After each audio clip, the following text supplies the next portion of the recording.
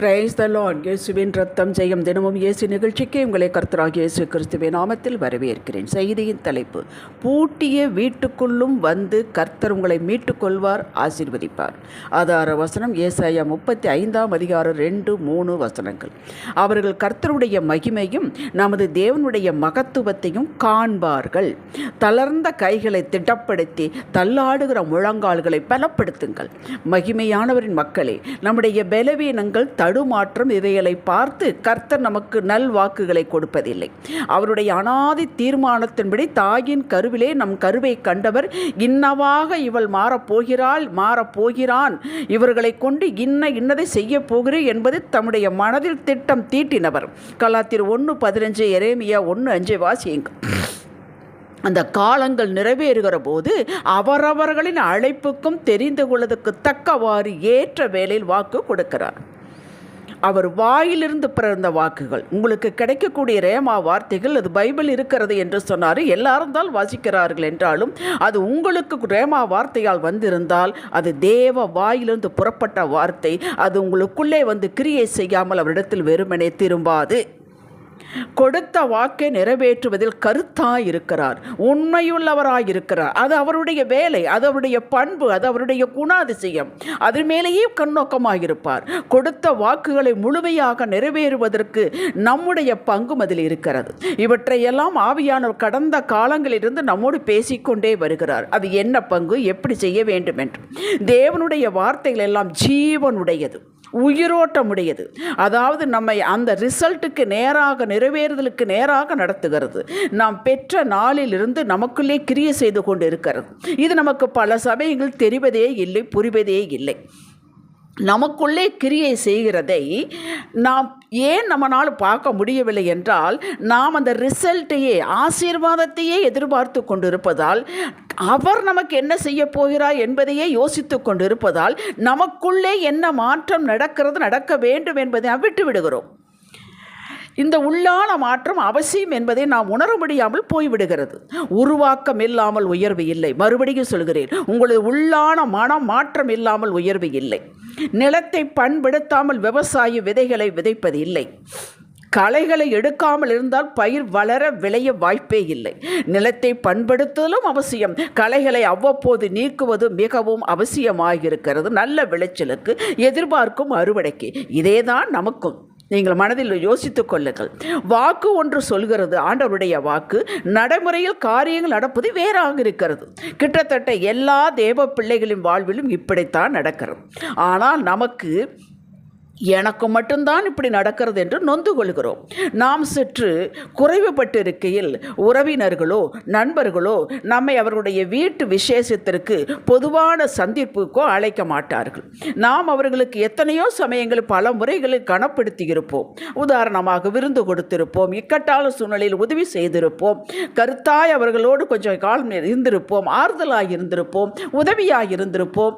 நெருங்கிய உறவினர்கள் என்றால் ட்ரெஸ் வாங்கி கொடுத்து மகிழ்ச்சி, அன்பை காட்டி இருப்போம், அவர்களை கனப்படுத்தி இருப்போம். ஆனால் அவர்களோ பதிலுக்கு ஏதும் செய்யாது பாராமுகமாக இருக்கிறார்கள். ஏனென்றால் நாம் குறைபட்டு விட்டோம்.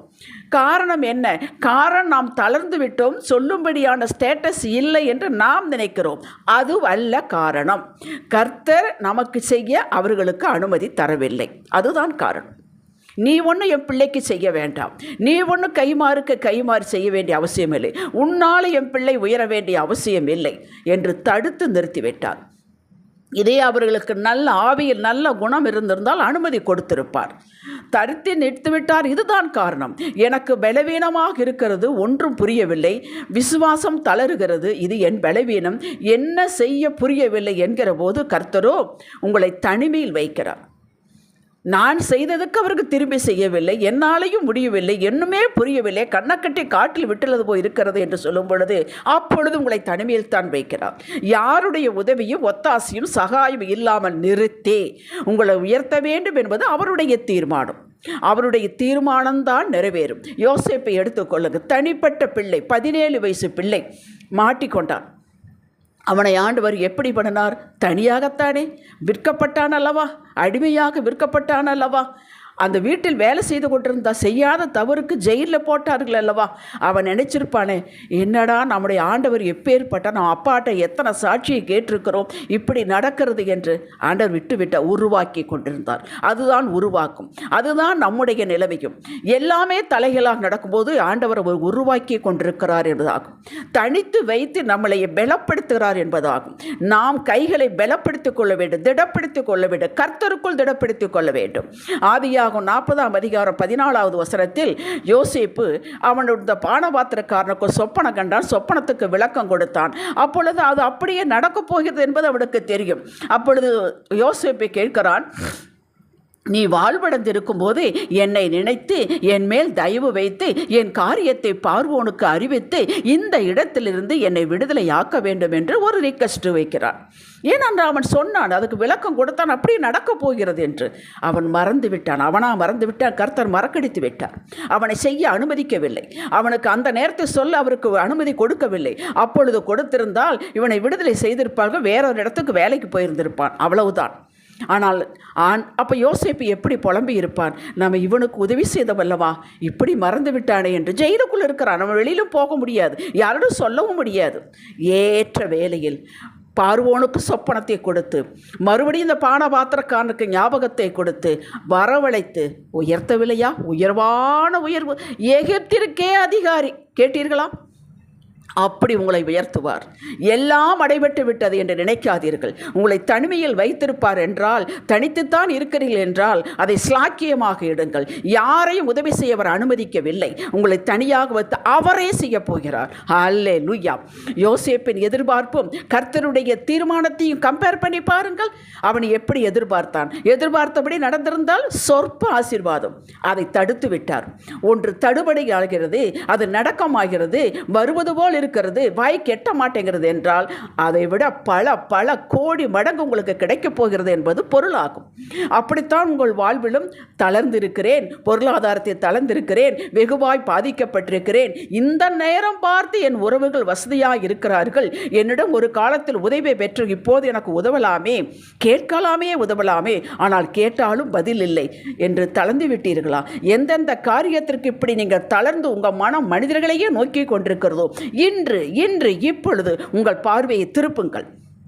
தெற்கே வடக்கே கிழக்கே மேற்கே இருந்து ஜெயம் வராது, உதவி வராது. கர்த்தர் விடமாட்டார். கர்த்தராலே தீரும். கர்த்தரே நேரடியாக உங்களை ஆசீர்வதிப்பார். அவருடைய வார்த்தையின்படியே ஆசீர்வதிப்பார். கர்த்தராலே மாத்திரம் வரும். நீதிமொழிகள் 29:26 சொல்வதை பாருங்கள்.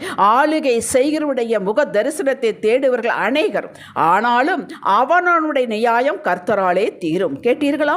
நீங்களே உங்களை திடப்படுத்திக் கொண்டு கைகளை தளர விடாமல், மனம் தளர்ந்து போகாமல் கர்த்தரையே நோக்கி, நீர்தான் எனக்கு ஆதாரம், பொருளாதாரம், சுகம், வெற்றி, விடுதலை உண்மையில்தான் ஆகும். நான் தனி ஒருவனாக இருந்து இந்த குடும்பத்தை நடத்தி வருகிறேன். இப்போது எல்லா பக்கமும் அடைபட்டது போல இருக்கிறதே தகப்பனே. பிசாசு எல்லா கதவுகளை அடைத்தாலும் நீர் மேலே திறப்பு உண்டாக்கி உம்முடைய கரத்தை நீட்டி ஆசீர்வாதத்தின் கரத்தை நீட்டுவீர் என்று நான் உறுதியாக இருக்கிறேன், நம்புகிறேன் என்று ஜெபித்துவிட்டு அப்படியே நடக்கும் என்ற எதிர்பார்ப்பில் தீவிரமாயிருங்கள். அதற்கு மேலாக நடக்கும். எபேசியர் 3:20. எத்தனையோ பேருக்கு நடந்திருக்கிறது, சாட்சிகள் உண்டு. ஏன் உங்களுக்கு நடக்காது? நிச்சயம் நடக்கும். தாவீது சங்கீதம் 135:5-6 வசனங்களை சொல்வதை பாருங்கள். அவனுக்கு அப்படி இக்கட்டான சூழ்நிலை தான். கர்த்தருக்கு காத்திருக்கிறேன், என் ஆத்துமா காத்திருக்கிறது, அவருடைய வார்த்தையை நம்பி இருக்கிறேன். எப்பொழுது விடியும் என்று விடியற் காலத்து காத்திருக்கிற ஜாமக்காரரை பார்க்கலும் அதிகமாக என் ஆத்துமா ஆண்டவருக்கு காத்திருக்கிறது. கேட்டீர்களா? கர்த்தருக்கு காத்திருக்கிறேன், ஆண்டவருக்கு காத்திருக்கிறேன். விட்டாரா? சமஸ்த இஸ்ரவேலுக்கு அவர் ராஜாவாக்கவில்லையா? அப்படி செய்வார். ஆபிரகாம் இஸ்மவேல் மட்டும்தான், நீ அவ்வளவுதான் என்று நினைத்தான். அந்த இஸ்மவேலையும் ஆசீர்வதித்தார். வாக்குத்தத்தன் பிள்ளையான ஈசாக்கியும் கொடுத்தார். அவர் நினைச்சது மட்டுமா நடந்தது? கர்த்தர் நினைத்தது நடந்தது. யோபு நொந்து போய்விட்டான். அவனுக்கு ஆறுதல் சொல்ல வந்த 3 நண்பர்களும் அவனை லெஃப்ட் அண்ட் ரைட்டாக வாங்குகிறார்கள். அவனோ நொந்துவை தனிமையில் இருக்கிறான். இந்த நேரம் பார்த்து ஆறுதல் சொல்லாவிட்டாலும் பரவாயில்லை, அவனை அப்படி போய் வாட்டுகிறார்கள். தனிமையில் இருந்தான். அவன் என்னெல்லாம் யோசித்து பாருங்கள். ஆனால் அவன் அறிக்கை அப்படி செய்தான். அட கர்த்தரும் 38ஆம் அதிகாரத்தில் 42 வரல் வாசித்து பாருங்கள். அவரும் கேள்வி மேலே கேள்வி கேட்கிறார். இதையிலெல்லாம் அவன் பொறுமையோடு காத்திருந்தான். அதுக்கு அவன் ஆண்டவருக்கும் தன்னை திடப்படுத்தி கொண்டான். வேறு வழியே இல்லை என்று. வேறு வழியே இல்லைங்க. உண்மையிலேயே நாம் கர்த்தருக்குள்ளே தான் திடப்படுத்தி கொள்ள வேண்டும். ஆண்டவர் தனியாக ஆசீர்வதிக்கவில்லையா? வேதத்திலும் சாட்சிகள் உண்டு, வெளியிலும் சாட்சிகள் உண்டு. உங்களை ஆச்சரியமான விதத்தில் கர்த்தர் சந்தித்து ஒவ்வொன்றாய் மாற்றி மாற்றி சாட்சியாய் வைக்கப் போகிறார். உங்களுக்கு ஆசீர்வாதம் கர்த்தரிடத்திலிருந்து தான் வரும். எதிர்பாராத இடத்திலிருந்து, எதிர்பாராத நபரிடமிருந்து கர்த்தர் அனுப்புவார். மனிதருக்கு மூலம்தான் வரும், ஆனால் கர்த்தர் அனுப்புவார். நீங்கள் செய்தது அல்ல, நீங்கள் எதிர்பார்ப்பது அல்ல. ஆண்டவர் உங்களுடைய திட்டம், தீர்மான எதிர்பார்ப்பல கையளவு, ஆனால் அவரோ பெருமழை போல உங்களை ஆசீர்வதிக்கப் போகிறார். நம்புங்கள். நம்பினவர்களுக்கு உண்டு. நீங்கள் விசுவாசித்தால் தேவ மகிமையை காண்பீர்கள். ஜெபிக்கலாம். தகப்பனே, நீர் இக்கட்டுகளையும் நெருக்கங்களையும் என்னுடைய எல்லா நெருக்கங்களையும் நீ பார்த்து கொண்டு தான் இருக்கிறீர். தாவீது சொன்னது போல நானும் சொல்கிறேன் அப்பா. சங்கீதம் 32:7 அவன் சொன்னான் அல்லவா, நீர் என் மறைவிடமாக இருக்கிறேன். நான் எங்கே போவேன்? எந்த இடத்துல எனக்கு ஆறுதல் இல்லை, மறைவிடம் இல்லை. நீரே எனக்கு மறைவிடம். எல்லா இக்கட்டுகளை விளக்கி காத்து இரட்சணிய பாடல்கள் என்னை சூழ்ந்து கொள்ளும்படி செய்வீர் ஆண்டவரே. நான் நம்புகிறது உம்மாலே வரும். நீர் மாத்திரமே வழி. உம்மிடத்தில் திரளான மன்னிப்புகளும் இரக்கங்களும் உண்டே ஆண்டவரே. எனக்கு இன்று காட்டுவீராக. இயேசுவே நாமத்தில் பிதாவே, ஆமேன். இன்றைய சிந்தனைக்கு என்னுடைய பலவீனம், அவசியமான தேவைகள், இதையே நான் சிந்தித்து கொண்டிராமல் அவர்கள் செய்வார்களா என்று யோசித்து என் நேரத்தை வீணாக்காமல் உதவி பெறும் கண்மலையே நோக்கி கொண்டிருப்பேன். நான் பிரகாசம் அடைவேன், வெட்கப்பட்டு போக மாட்டேன், சாட்சியாக நிற்பேன். ஆமேன். ஹல்லேலூயா.